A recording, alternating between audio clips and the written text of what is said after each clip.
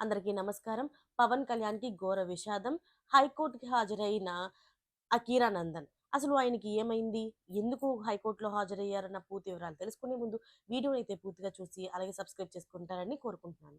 అసలు విషయంలోకొస్తే ఇప్పుడు social media, artificial intelligence సహాయంతో అయితే సైబర్ నేరగాలైతే పేటరేగిపోతున్నారని చెప్పుకోవచ్చు. ముఖ్యంగా సెలబ్రిటీల పేర్లు, ఫోటోలు, వాయిస్‌ను అనుమతి లేకుండా వాడుతూ డీప్ ఫేక్ వీడియోలనైతే తయారు చేయడం ఇటీవల కాలంలో అయితే తీవ్ర ఆందోళనకు దారితీస్తుంది. ఇప్పుడైతే తాజాగా చూసుకున్నట్లయితే ఆంధ్రప్రదేశ్ ఉప ముఖ్యమంత్రి, జనసేన పార్టీ అధ్యక్షుడు పవన్ కళ్యాణ్ కుమారుడైన అకీరా నందన్ కూడా డీప్ ఫేక్ బారిన పడ్డాడని చెప్పుకోవచ్చు.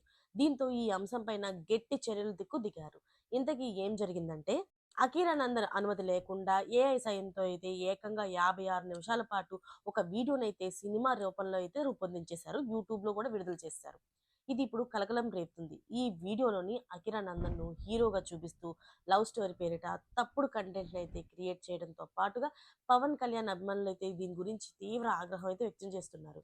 ఈ వ్యవహారం పైన కాకినాడ రూరల్ సర్పవరం పోలీస్ స్టేషన్‌లో అయితే ఫిర్యాదు కూడా నమోదయ్యింది. అయితే ఫిర్యాదు అందుకున్న పోలీసులు కూడా వేగంగా స్పందించారు. అకిరా నందన్‌ను సాక్ష్యంగా తీసుకొని డీప్ ఫేక్ వీడియోలు తయారు చేసిన నిందితుడిని గంటల వ్యవధిలోనే అరెస్ట్ కూడా చేసేశారు.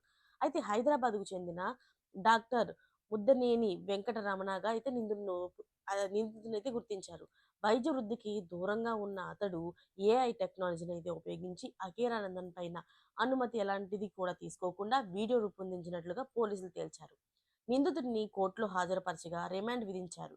ఈ కేసులో మరెవరైనా ఉన్నారా అనే కోణంలో కూడా దర్యాప్తు చేస్తున్నారు. ఈ విషయంపైనే అకీరా నందన్ కూడా ఢిల్లీ హైకోర్టులోని పిటిషన్ దాఖలు చేశారు. తన పేరు, ఫేసు అలాగే వాయిస్‌ని కూడా ఏఐ ద్వారా దుర్వినియోగం చేశారని, వెంటనే నిలిపివేయాలని చెప్పి అలాగే ఇప్పటికే సోషల్ మీడియాలో ఉన్న ఆ కంటెంట్‌ని కూడా తొలగించాలని చెప్పి కోర్టుని కోరాడు అతను. అంతేకాకుండా భవిష్యత్తులో ఇలాంటి డీప్ ఫేక్ కంటెంట్లు క్రియేట్ చేయకుండా స్పష్టమైన ఆదేశాలు ఇవ్వాలని విజ్ఞప్తి చేశారు. అలాగే సోషల్ మీడియా ప్లాట్‌ఫార్మ్‌లను డిజిటల్ కంటెంట్ క్రియేటర్ల పైన కూడా కఠిన నిర్ణయాలు తీసుకోవాలని చెప్పి పిటిషన్‌లో అయితే ఆయన పేర్కొన్నాడు. అయితే ఇందుకోసమే ఆయన కోర్ట్‌కి అయితే హాజరవ్వడం జరిగింది. మరిన్ని లేటెస్ట్ అప్డేట్స్ కోసం ఛానెల్‌ని సబ్స్క్రైబ్ చేసుకోండి. Thanks for watching friends.